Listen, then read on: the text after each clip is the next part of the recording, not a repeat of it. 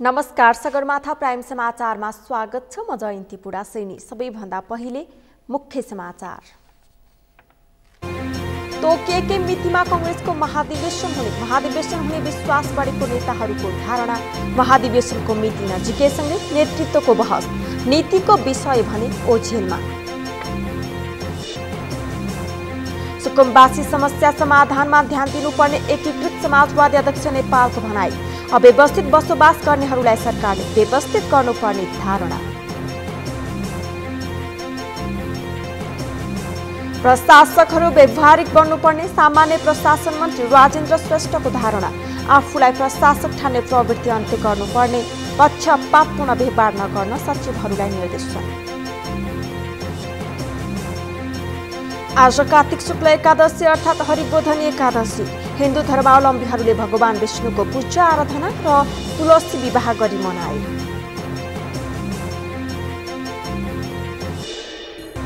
र भारतको राजधानी दिल्लीमा प्रदूषण बढ्यो। प्रदूषणको मार बालबालिकामा पर्न नदिन एक साता विद्यालय बन्द। निर्माण क्षेत्रका काम पनि 4 दिनलाई रोकियो।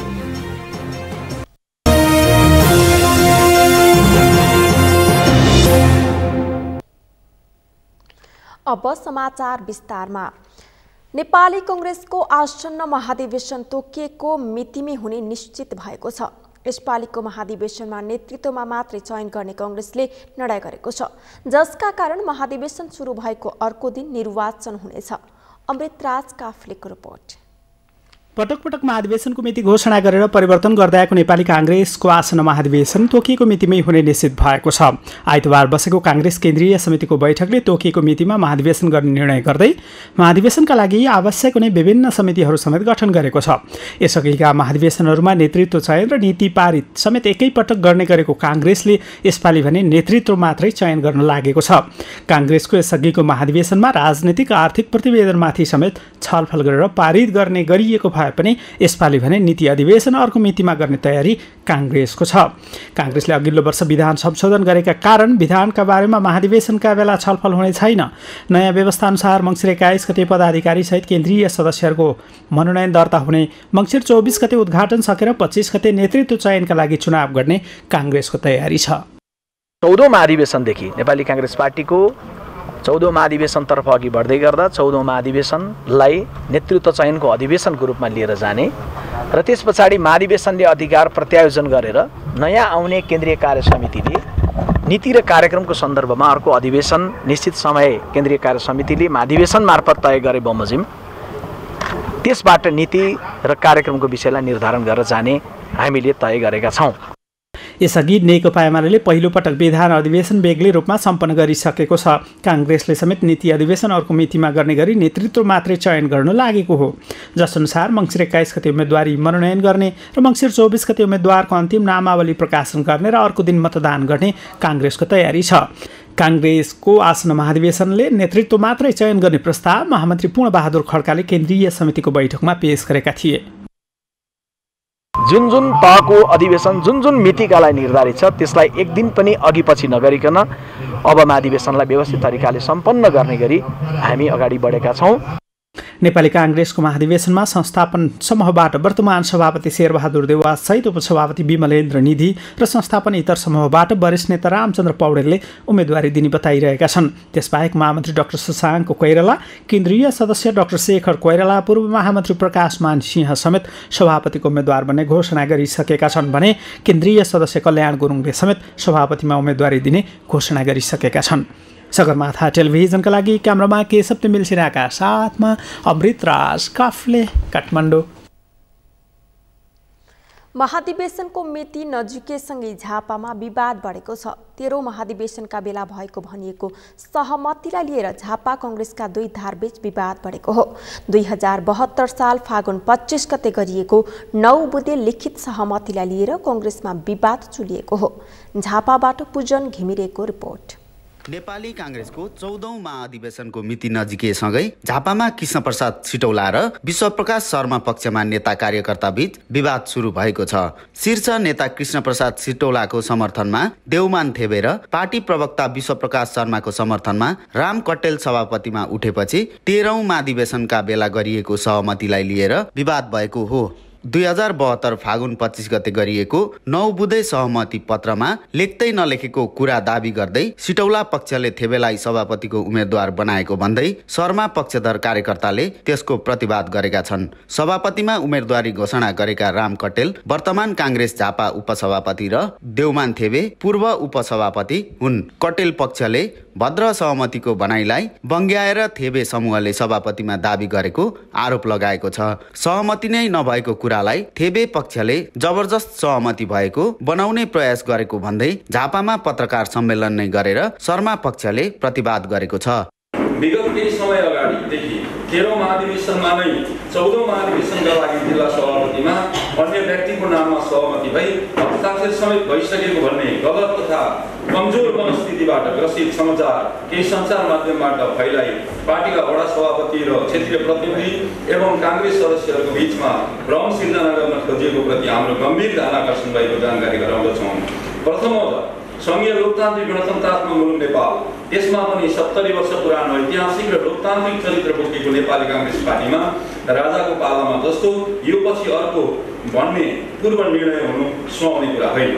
हुँदै नभएको कुरा गरेर पार्टी प्रवक्तालाई गलत साबित गर्न खोजेको कांग्रेस कार्यकर्ताको भनाइ छ। कार्तिक 17 गते झापाकै एक कार्यक्रममा जिल्ला सभापति उद्धव थापाले सहमति भङ्ग गरेको भन्दै प्रवक्ता शर्माको आलोचना गरेका थिए।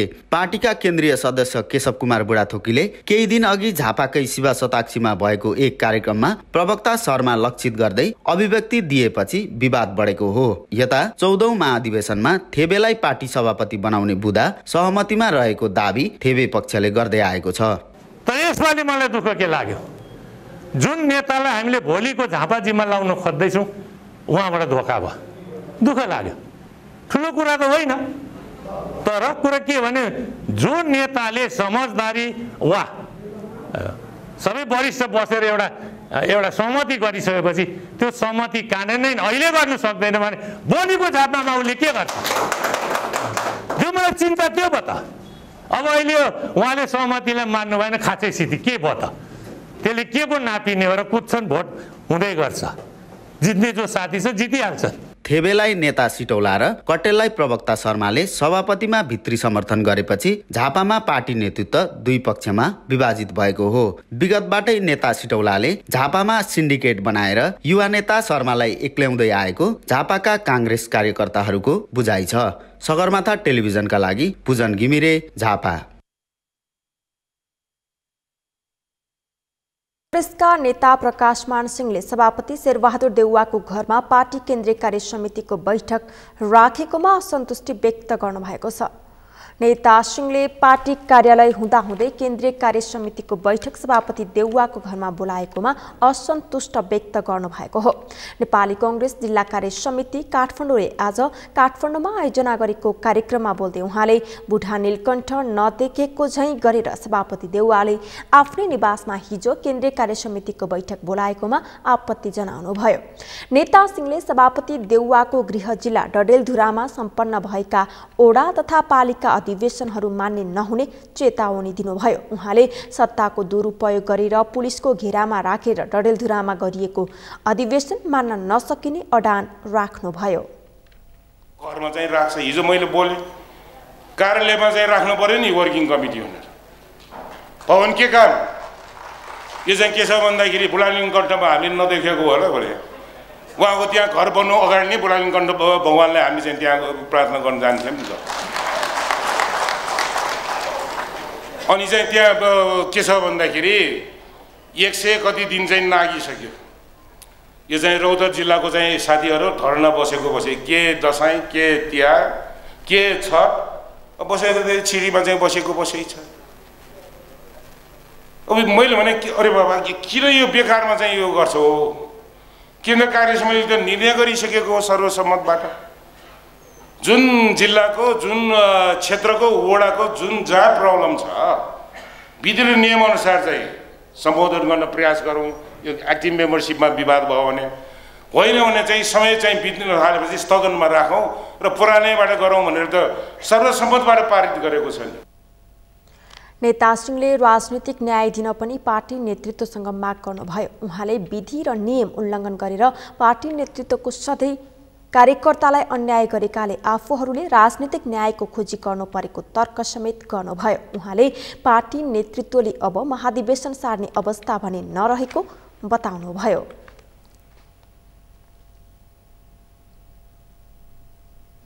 नेपाली कांग्रेसका युवा नेता गगन कुमार थापाले आइतबार बसेको केन्द्रीय कार्य समितिको बैठकपछि मात्रै पार्टीको महाधिवेशन हुनेमा विश्वस्त भएको बताएका छन्। उनले निर्वाचन आयोगलाई बारम्बार दबाब दिएपछि मात्रै महाधिवेशन समयमै गर्न सकिने बताए।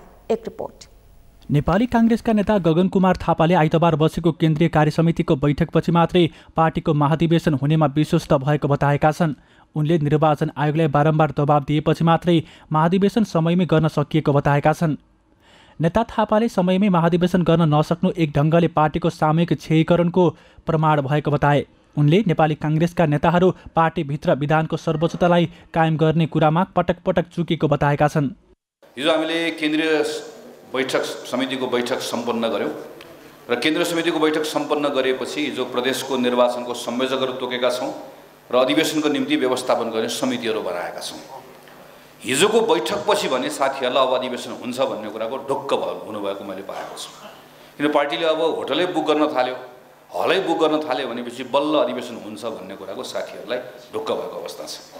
यद्यपि कतिपय जिल्लामा अहिले पनि प्रारम्भिक अधिवेशनहरू सम्पन्न भइरहेको छ। कतिपय ठाउँमा अहिले पनि विवाद छ। केही साथीहरू अनसन बसिराख्नु भएको छ, केही साथीहरू अनसन बस्ने तयारीमा हुनुहुन्छ। नेपाली कांग्रेस जस्तो पार्टीको अधिवेशनको सन्दर्भमा अधिवेशन आउनुभन्दा 15-20 दिन अगाडिसम्म पनि पार्टीको जिम्मा लिएको साथीहरूलाई अधिवेशन हुन्छ कि हुँदैन भन्ने अलमल रहने कुरा आफैमा हामी कति तल झरिसक्यौँ भन्ने कुराको प्रमाण हो। नेता थापाले अहिले अदालतमा भएको समस्यालाई नेपाली कांग्रेसले समाधान गर्नुपर्ने बताएका छन्। उनले नेपाली कांग्रेस आगामी निर्वाचनमा भोट माग्न जाँदा मतदातालाई चुनाव जितेको 5 वर्षमा कांग्रेसले गर्ने कामको सूची बनाएर जानुपर्ने बताएका छन्। नेता थापाले नेपाली कांग्रेसले राष्ट्रिय निर्णय गर्दा मतदाता र आम जनता खुसी हुने गरी निर्णय गर्नुपर्ने बताएका छन्। कोभिडको कारणले गर्दा थला परेको नेपालको अर्थतन्त्रलाई थोरै भए पनि उकास्ने र त्यसपछि यसलाई थामथुम गरेर ठिकठाक पारेर निर्वाचनमा लिएर जाने र त्यो निर्वाचनमा जनताको बीचमा 5 वर्ष मौका पायो भने कांग्रेसले के गर्छ भन्ने कुराको योजना बनाएर जनताको बीचमा जाने, जसको आधारमा नयाँ मतदातालाई कांग्रेसलाई मत हाल्ने बनाउने। कांग्रेसको एउटा कार्यकर्ताले उभिएर सिङ्गो देशभरिको संगठनलाई एकताबद्ध बनाएर केका लागि भन्दा निर्वाचन जित्नका लागि। तर निर्वाचन जित्ने कुरा तपाईँ र मेरो लागि महत्त्वपूर्ण प्रश्न हो, जो हामी कांग्रेसको प्रतिबद्ध कार्यकर्ता हौँ, जो झोला बोकेर कांग्रेसको काम गरिरहेका छौँ। तर कांग्रेसको रुख चिन्ह मात्र चिनेको मतदातालाई हामीलाई निर्वाचन जिताउनुपर्छ भन्ने प्रश्नले धेरै त्यो प्रश्नले छुँदैन। निर्वाचन जित्यो भने कांग्रेसले के गर्छ, त्यो गर्ने कुराले उसको जीवनमा के फरक ल्याउँछ भन्ने कुराले छुन्छ। त्यो प्रश्नको उत्तर लिएर जाने नेपाली कांग्रेसको नेतृत्व हामीलाई चाहिएको छ। हिजो हामीले एउटा निर्णय गरेका छौँ। नेता थापाले महाधिवेशनबाट 13 लाख मतदाता थप्न सके कांग्रेस अब आउने निर्वाचनमा पहिलो एकल पार्टी भएर आउने दाबी समेत गरे। नेकपा एकीकृत समाजवादीका अध्यक्ष माधव कुमार नेपालले कृषि क्षेत्रमा गुणात्मक परिवर्तनको आवश्यकता रहेको बताउनु भएको छ। अध्यक्ष नेपालले कृषि क्षेत्रमा गुणात्मक परिवर्तनको आवश्यकता रहेको औल्याउनु भयो। उहाँले कृषि क्षेत्रको रूपान्तरण प्राथमिकतामा पर्नुपर्ने बताउनुभयो। कृषि क्षेत्रको आधुनिकीकरण, व्यावसायीकरण र यान्त्रिकीकरण गर्न सकेमा अर्थतन्त्रमा आमूल परिवर्तन हुने उहाँले बताउनुभयो। भरिएको यो देश मेचीदेखि महाकालीसम्म किसान र गाउँले भरिएको यो देश हो। यस अर्थमा किसानको हित गर्ने, कृषि क्षेत्रमा रूपान्तरण गर्ने कुराबाट हामी विमुख हुन सक्दैनौँ। हाम्रो फोकस नै त्यसमा हुनुपर्दछ। त्यसो हुनाले पनि नेपालको सन्दर्भमा भन्ने हो भने नेपाली अर्थतन्त्रको बलियो आधारशिला भनेको कृषि क्षेत्रको रूपान्तरण हो। कृषि क्षेत्रको रूपान्तरण हो। कृषि क्षेत्रको आधुनिकीकरण गर्ने, कृषिको आधुनिकीकरण गर्ने, व्यवसायीकरण गर्ने र यसको यान्त्रिकीकरण गर्ने, यो काम गर्न सकियो भने मात्रै यसमा आमूल परिवर्तन गर्न सकिन्छ। अध्यक्ष नेपालले कम्युनिस्ट पार्टीहरू किसानको मुक्तिको लागि बनेको भन्दै किसान आन्दोलन उठाउनको लागि वामपन्थी शक्तिहरूको भूमिका महत्त्वपूर्ण हुने बताउनुभयो। उहाँले किसानको हित र कल्याण गर्नु नै आफूहरूको राजनीतिको मूल विषय भएको उल्लेख गर्नुभयो।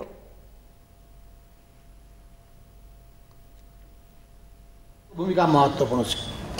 किनभने वामपन्थीहरूले कृषि क्रान्तिको जति महत्त्व बुझेका छन्, कम्युनिस्टहरूले यसको जुन महत्त्व बुझेका छन्, कम्युनिस्टहरूले किसानलाई जति महत्त्व दिने गर्दछन्, यत्रो ठुलो सङ्ख्यामा फैलिएका किसानको मुक्तिको निम्ति कम्युनिस्टहरू पनि लाग्ने गर्दछन्।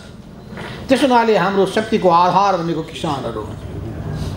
किसानहरूको हित र कल्याण गर्ने कुरा नै हाम्रो राजनीतिको मूल विषय हो। घरबारविहीन, जग्गाविहीन, आफ्नो कुनै साधन नभएका ती किसानहरूको पीडामा हाम्रो ध्यान जानुपर्छ।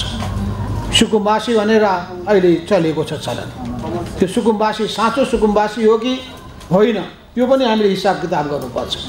तर पनि आफ्नो मूल घर छोडेर तल आइसकेपछि उनीहरूले कहाँ बस्ने एउटा ठुलो समस्याको विषय भइरहेछ।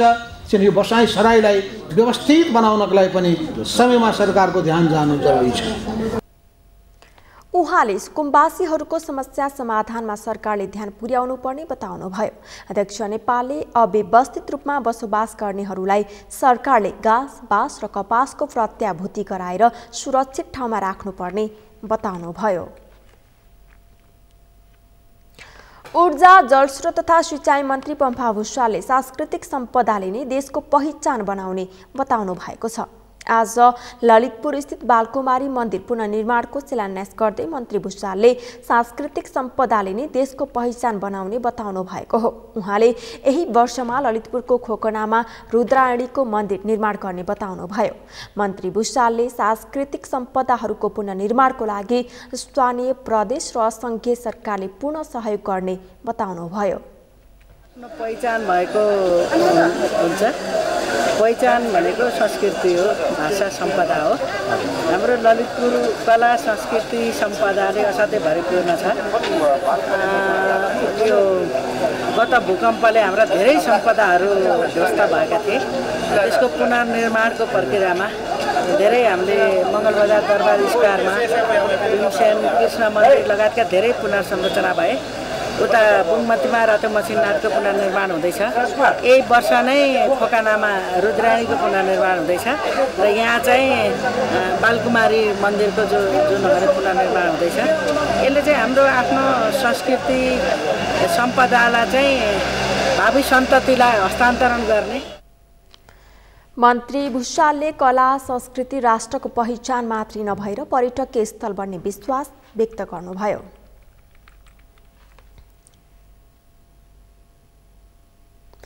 गण्डकी प्रदेशका प्रमुख पृथ्वीमान गुरुङले जनताले विश्वास गर्ने गरी भ्रष्टाचारीहरूलाई कारबाही गर्न अख्तियार दुरुपयोग अनुसन्धान आयोगलाई आग्रह गर्नुभएको छ।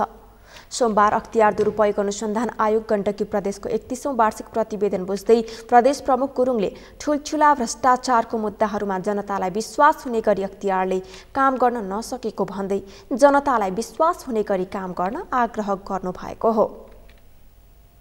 मिडियाबाट आए अनुसारका ठुल्ठुला भ्रष्टाचारहरू अझै पनि चाहिँ जनतालाई विश्वास हुने गरेर यो कार्यालयले काम गर्न सकेको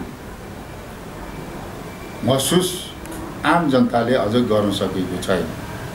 त्यसकारणले आम जनताले वास्तवमा चाहिँ भ्रष्टाचारीहरूलाई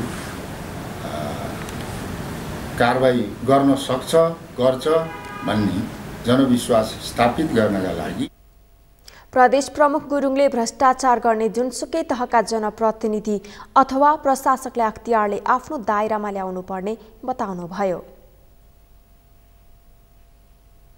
चाहिँ अरू कुनै शक्तिहरूबाट चुनौती औँला ठड्याउने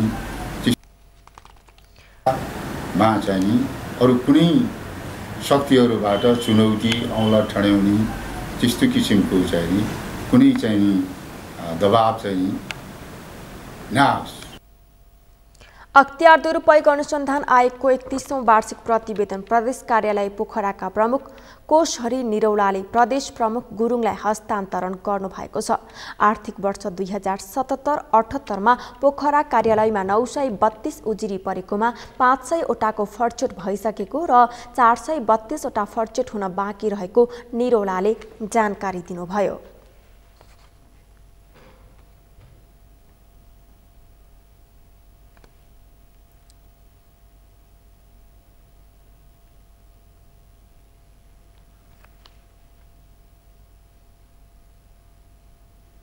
सगरमाथा समाचारमा एकैछिन विश्रामपछि प्रशासकहरू व्यवहारिक बन्नुपर्ने सामान्य प्रशासन मन्त्री राजेन्द्र श्रेष्ठको धारणा। आफूलाई प्रशासक ठान्ने प्रवृत्ति अन्त्य गर्नुपर्ने, पक्षपातपूर्ण व्यवहार नगर्न सचिवहरूलाई निर्देशन। आज कार्तिक शुक्ल एकादशी अर्थात् हरिबोधनी एकादशी। हिन्दू धर्मावलम्बीले भगवान विष्णुको पूजा आराधना र तुलसी विवाह गरी मनाए।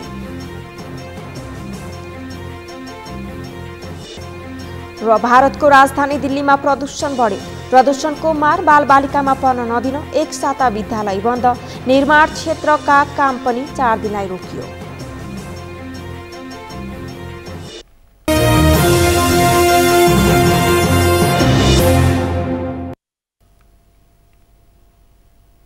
विश्रामपछि पुनः स्वागत छ। अब बाँकी समाचार। संघीय मामिला तथा सामान्य प्रशासन मन्त्री राजेन्द्र प्रसाद श्रेष्ठले प्रशासकहरू व्यवहारिक बन्नुपर्ने बताउनु भएको छ। उहाँले समाज परिवर्तनशील रहेको उल्लेख गर्दै अघिल्लो पुस्ताले गरेका कुराहरू ठिक भए त्यसलाई कार्यान्वयन गर्ने र समय अनुसार परिवर्तन भएका कुराहरूमा सोही अनुरूप काम गर्न सहसचिवहरूलाई आग्रह गर्नुभयो। तपाईहरूले पनि प्रशासनिक क्षेत्रमा आजसम्म सिद्ध भएका भनेर मुख्य सचिवज्यूहरू सचिवज्यूहरू वा तपाईँहरूभन्दा अघिल्लो पुस्ताले जे कुराहरू भन्नुभएको छ ती कुराहरू चाहिँ ठिक छन् भने कार्यान्वयन गर्ने। कतिपय कुराहरू यो सामाजिक विज्ञानमा परिवर्तन भएरै रहन्छ र त्यसो हुँदाखेरि परिवर्तित स्थितिमा यो चाहिँ कुराहरू चाहिँ यसरी गर्नुपर्छ भन्ने भयो भने त्यसलाई नयाँ ढङ्गले नवप्रवर्धन गरेर जानुपर्ने हुन्छ। त्यसैले म के भन्न चाहन्छु भने सिद्धान्तलाई व्यवहारसँग तादात्म्यता मिलाएर मात्रै असल प्रशासक बन्न सक्दछ र असल प्रशासकले सिद्धान्त मात्रै होइन व्यवहारिक बन्ने, धैर्यवान बन्ने, आफ्नो काममा दत्तचित्त लगनशील बन्ने र उदाहरणीय काम पनि गर्ने यो कुराहरू हुनुपर्छ जस्तो मलाई लाग्छ। उहाँले नवनियुक्त सहसचिवहरूलाई आफू मातहतका कर्मचारीहरूलाई पक्षपातपूर्ण व्यवहार नगरिकन काम लगाउन पनि आग्रह गर्नुभयो। कतिपय कर्मचारीहरूलाई आफूलाई प्रशासक ठानी सबै काम अरूलाई लगाउने प्रवृत्ति रहेकोले त्यस्तो प्रवृत्तिको अन्त्य गर्नुपर्ने उहाँले बताउनुभयो। जिम्मेवारी दिने कुरा पनि राम्रो हुँदैन। कतिपय प्रशासकहरूमा मैले के देख्छु भने लाइक डिसलाइक, नजिक टाढा, अनि आफूलाई मन पर्यो उसलाई भारी, अरूलाई चाहिँ भरसके पन्छाइदिने प्रवृत्ति हुन्छ नि। गाउँघरमा तपाईँहरू देख्नुहुन्छ उकालो होला, उकालोमा भारी बोकेर गएको छ भने अब एउटा ठुइसे बोकेको छ त्यसमाथि ढोको पनि राखिदिएको छ, त्यसमाथि डालो पनि राखिदिएपछि त्यो त ठचक्कै बस्छ नि। त्यसकारण जिम्मेवारीको भारी पनि एउटै व्यक्तिलाई ठुइसेमाथि ढोको, ढोकोमाथि डालो त्यस्तो गर्नु हुँदैन। जिम्मेवारीमा कुशल प्रशासकले सधैँभरि सबैलाई समन्यायिक हैन, सबैलाई न्याय हुने हैन, मेरो मन पर्ने कि मेरो मन नपर्ने, लाइक डिसलाइक नगरिकन सबैलाई काम गर्ने अवसर दिनैपर्छ। मन्त्री श्रेष्ठले प्रवृत्ति मैत्री भएर काम गर्न निर्देशन पनि दिनुभयो। प्रशासनभित्र संहिता कार्यान्वयनमा ध्यान दिँदै कार्य सम्पादन गर्नुपर्ने उहाँले बताउनुभयो।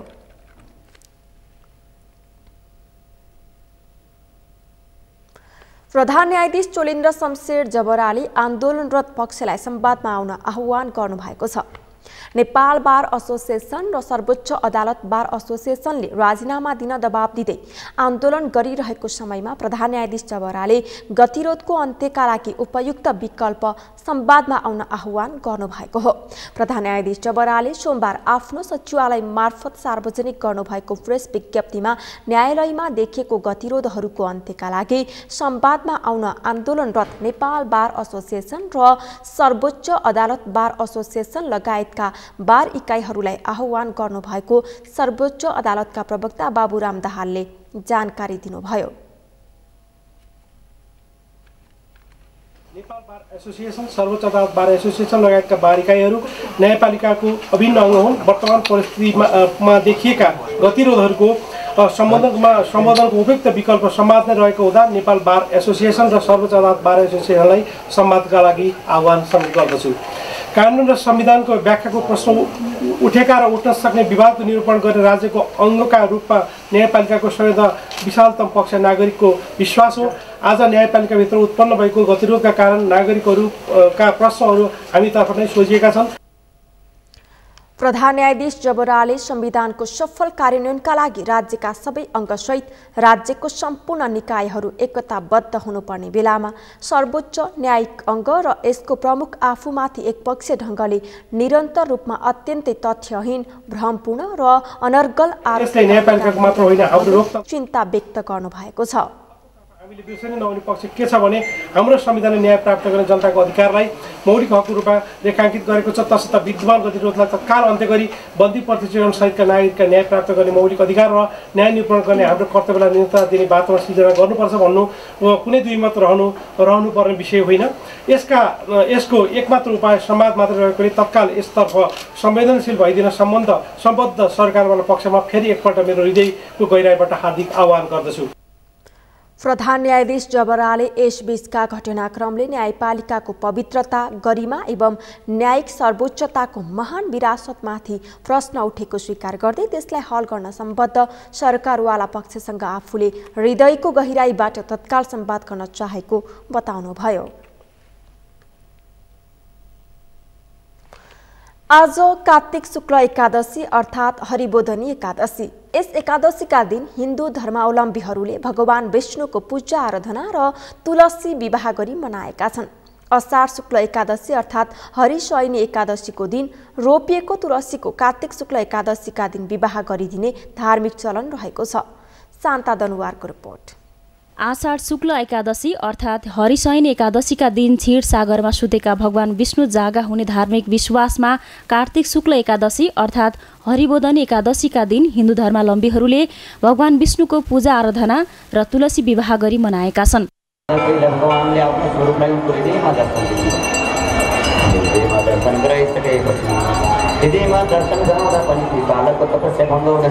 हरिशयनी एकादशीको दिन रोपिएको तुलसीको कार्तिक शुक्ल एकादशीका दिन विवाह गरिदिने हिन्दू परम्परा र चलन छ। यस दिन घरमा रहेको तुलसीको मठलाई सिँगारेर पवित्र तीर्थस्थलको जलबाट स्नान गराई उखु, साल, पिपल वा बाँसको लिङ्गोसँग तुलसीको विवाह गराउने चलन रहेको छ। यस एकादशीमा उपत्यकाका 4 नारायण, बुढा नीलकण्ठ नारायण स्थान सहित देशभरका नारायण मन्दिरमा भक्तजनको भिड लाग्ने गरेको छ। सोमबार हरिबोधनी एकादशीका दिन बिहानैदेखि वैदिक सनातन धर्मावलम्बीले स्नान गरी पवित्र भई व्रत बसे। यस एकादशीमा चामलबाट बनेका परिकार नखाई फलाहार मात्र गर्ने चलन छ। यस एकादशीमा सक्नेले निराहार व्रत बस्ने समेत चलन रहेको छ। अषाढ शुक्ल एकादशीदेखि पूजाआजा सुरु गरिएको तुलसीको मठमा विधिपूर्वक पूजासहित हवन गरेपछि चतुर्मास व्रत समाप्त हुने धार्मिक विश्वास छ। यो दिन चाहिँ भगवान चिरनिद्राबाट जागा हुने र भक्तहरूको कल्याण गर्ने त्यो परम्परा र आजको दिन 4 महिनासम्म भगवान नारायण चाहिँ पातालोकमा गएर चिरनिद्रामा समुद्र उसमा गएर रहेको र अब उत्पत्ति अथवा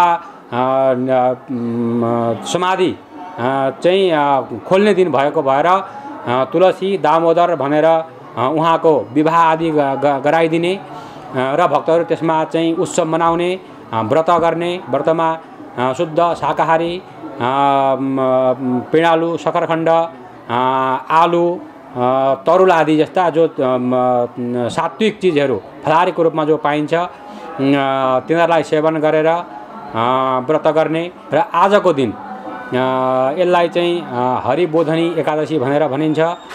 कार्तिक शुक्ल एकादशीका दिन जागा हुने भगवान विष्णुलाई पूजा आजा सहित आराधना गरे विष्णु कृपा प्राप्त हुने र सम्पूर्ण कष्ट निवारण हुने धार्मिक विश्वास छ। एकादशीका दिन 4 नारायणको पूजा आजा एवं दर्शन गरेमा सम्पूर्ण मनोकांक्षा पूरा हुने धार्मिक विश्वास छ। उपत्यकाका 4 नारायणहरू इचङको नारायण, विषमको नारायण, शेष नारायण आदि 4 नारायणको दर्शन गरेर भगवान बुढा नीलकण्ठको दर्शन गरिसकेपछि यो व्रत समापन गर्ने प्रचलन रहिआएको छ। हरिबोधन एकादशीका दिन बुढा नीलकण्ठमा हरि र हर अर्थात् विष्णु एवं शिवको मूर्ति एउटै ठुला ढुङ्गामा स्थापना गरिएको छ। कार्तिक शुक्ल एकादशीदेखि कार्तिक शुक्ल पूर्णिमासम्म बुढा नीलकण्ठमा विशेष मेलाको आयोजना गरिएको छ। तुलसी धार्मिक दृष्टिले मात्र नभई वैज्ञानिक दृष्टिमा पनि बहुउपयोगी वनस्पति मानिन्छ। तुलसीको आयुर्वेदमा समेत विशेष महत्त्व छ। यसको पात, हाँगा, फूल, जरा, बिउ सबै औषध उपचारमा उपयोगी मानिन्छ। सगरमाथा टेलिभिजनका लागि क्यामेरामा सुरेन्द्र राउतका साथ शान्ता दनवार, काठमाडौँ। ओखलढुङ्गामा तीर्थयात्रु बोकेको बोलेरो जीप दुर्घटना हुँदा 4 जनाको मृत्यु भएको छ। दुर्घटनामा परि अन्य 12 जना घाइते भएका छन्। घाइतेमध्ये 7 को अवस्था गम्भीर रहेको प्रहरीले जनाएको छ। सोमबार बिहान च्यानमबाट चम्पादेवी गाउँपालिका 9 स्थित ककनी मन्दिर जाँदै गरेको प्रदेश नम्बर 3 0102269694 नम्बरको बोलेरो सुनकोशी गाउँपालिका 9 बोलडाँडा स्थित भित्री सडक खण्डमा दुर्घटनामा परेको हो। घाइते मध्ये 5 जनाको ओखलढुङ्गा सामुदायिक अस्पताल र अन्यको स्थानीय स्वास्थ्य चौकीमा उपचार भइरहेको जिल्ला प्रहरी कार्यालय ओखलढुङ्गाका प्रहरी नायब उपरीक्षक गोविन्द राज काफ्लेले जानकारी दिनुभयो। जीप सडकबाट अन्दाजी 500 मिटर तल खसेर दुर्घटनामा परेको प्रहरीले जनाएको छ।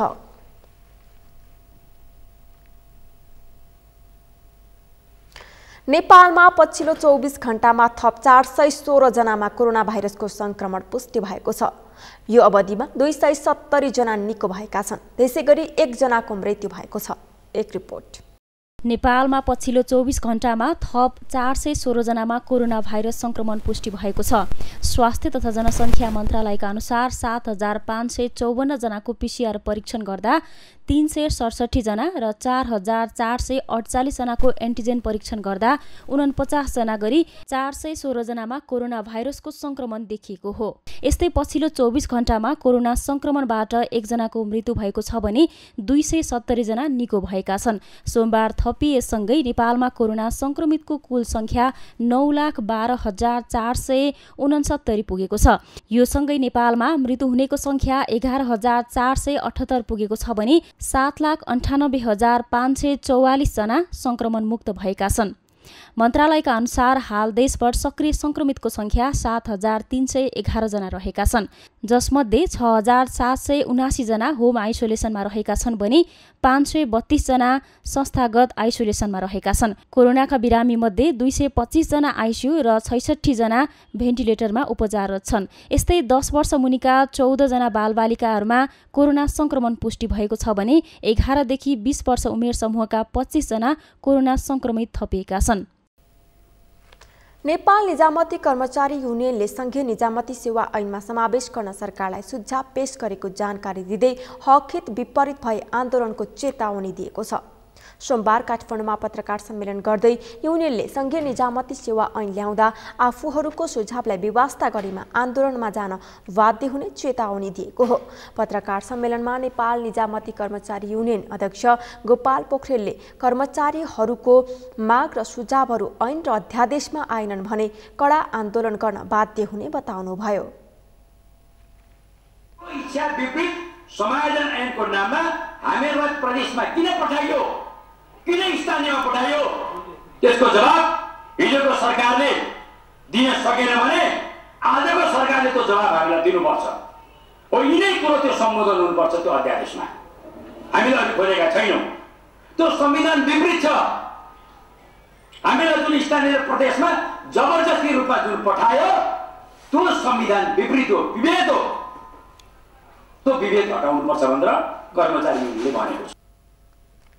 उहाँले सरकारलाई बुझाएको सुझाव लगायतका विषयहरूको बारेमा जानकारी दिँदै तत्काल मागको सम्बोधन गर्न आग्रह गर्नुभयो। संघीय निजामती सेवा ऐन अब निर्माण गर्दा सकारात्मक सोचको साथ कर्मचारीहरूसँग सम्बन्धित विषयमा राय सल्लाह लिएर कर्मचारीहरूको हितलाई ध्यान दिएर ल्याउन सरकारलाई आग्रह गरेको उहाँले बताउनुभयो। नेपाल निजामती कर्मचारी युनियनका उपाध्यक्ष तथा आधिकारिक ट्रेड युनियनका महासचिव तेजकुमार केसीले संघीय निजामती सेवा ऐन छिटो ल्याउन 2 मन्त्रालयसँग माग गरेको बताउनुभयो।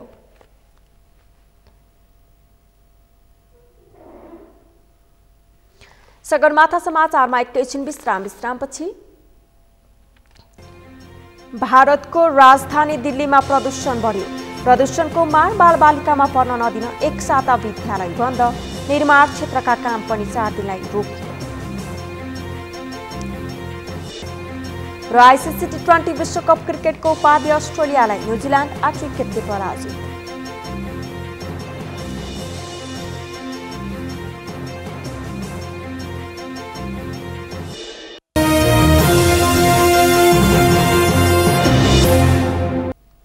अब पालो अर्थ समाचारको।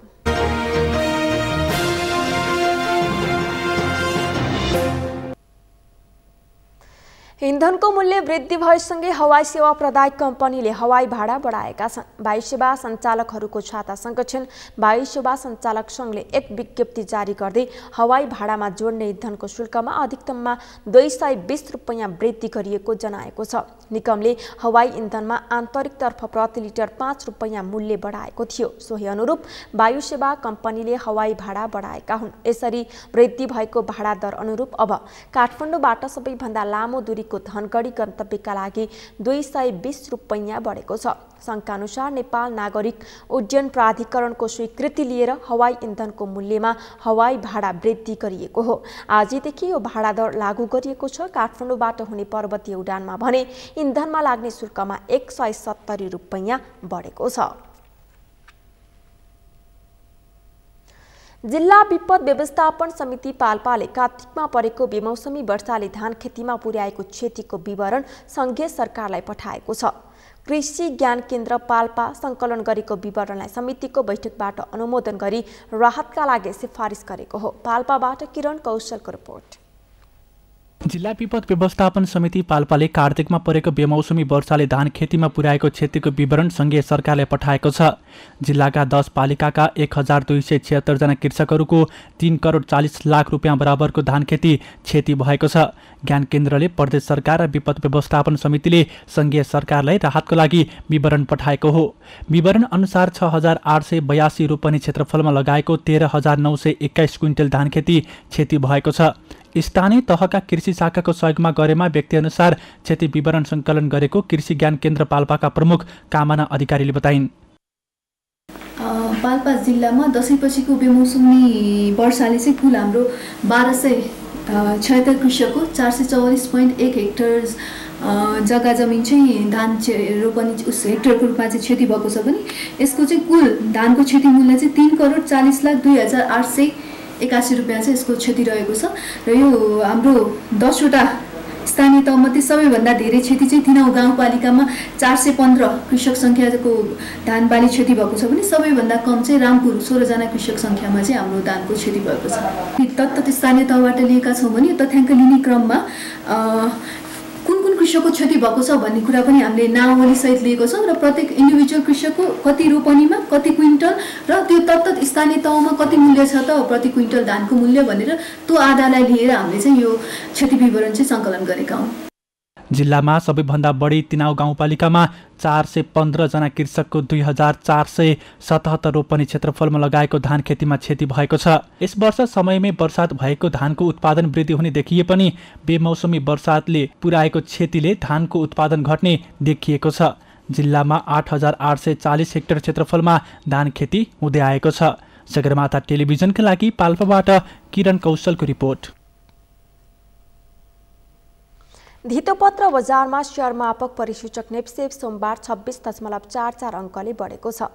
साताको दोस्रो दिन सोमबार नेप्सेप परिसूचक 26.44 अङ्कले बढेर 2715.35 अङ्कमा पुगेको हो। त्यस्तै सेन्सिटिभ इन्डेक्स 4.10 अङ्कले बढेर 506.54 अङ्कमा पुगेको छ। आज कुल 233 वटा कम्पनीको 86,36,636 किता सेयर 4 अर्ब 73 करोड 46,51,443 मा कारोबार भएको थियो। सबैभन्दा बढी नाफा कमाउनेमा बोटलर्स नेपाल लिमिटेड र मानुश्री लघु वित्त रहेका छन्, जसमा बोटलर्स नेपाल र मानुश्री लघु वित्तको सेयरको मूल्य क्रमशः 1182 र 102 रुपैयाँले बढेको थियो। सोमबार सबैभन्दा बढी घाटा एभरेस्ट इन्सुरेन्स कम्पनी लिमिटेडले बेहोरेको छ, जसमा प्रति सेयर मूल्य 21 रुपैयाँले घटेर 409 रुपैयाँमा कारोबार भएको थियो। सोमबार सबैभन्दा बढी hydro electricity and development company लिमिटेडको 8,98,589 किता सेयर कारोबार भएको थियो। अघिल्लो हप्तादेखि निरन्तर घटेको नेप्सेमा सोमबार भने सुधार आउँदा लगानीकर्ता केही उत्साह थपिएको छ।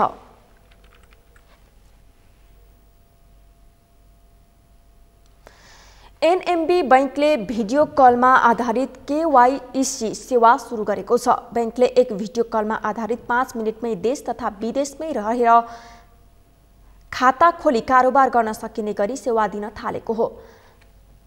बैंकका अनुसार एनएमबी बैंक नेपाली बैंकिङ जगतमै सुरुदेखि अन्त्यसम्मको पुनः डिजिटल खाता खोल्ने प्रक्रिया सुरु गर्ने पहिलो भएको छ। ग्राहकहरूले एनएमबीमा भिडियो कल मार्फत अनलाइन नयाँ खाता खोल्न यो डिजिटल सेवा प्रयोग गरेर आफ्नो केवाईसी विवरण अपडेट गर्न सक्ने बैंकले जनाएको छ। समाचारको अन्त्यमा मुख्य समाचार फेरि एकपटक। तोकिएकै मितिमा कांग्रेसको महाधिवेशन हुने विश्वास बढेको नेताहरूको धारणा। महाधिवेशनको मिति नजिकैसँगै नेतृत्वको बहस, नीतिको विषय भने ओझेलमा। सुकुम्बासी समस्या समाधानमा ध्यान दिनुपर्ने एकीकृत समाजवादीका अध्यक्ष नेपालको भनाई। अव्यवस्थित बसोबास गर्नेहरूलाई सरकारले व्यवस्थित गर्नुपर्ने धारणा। प्रशासकहरू व्यवहारिक बन्नुपर्ने सामान्य प्रशासन मन्त्री राजेन्द्र श्रेष्ठको धारणा। आफूलाई प्रशासक ठान्ने प्रवृत्ति अन्त्य गर्नुपर्ने, पक्षपातपूर्ण व्यवहार नगर्न सचिवहरूलाई निर्देशन। आज कार्तिक शुक्ल एकादशी अर्थात् हरिबोधनी एकादशी। हिन्दू धर्मावलम्बीहरूले भगवान विष्णुको पूजा आराधना र तुलसी विवाह गरी मनाए।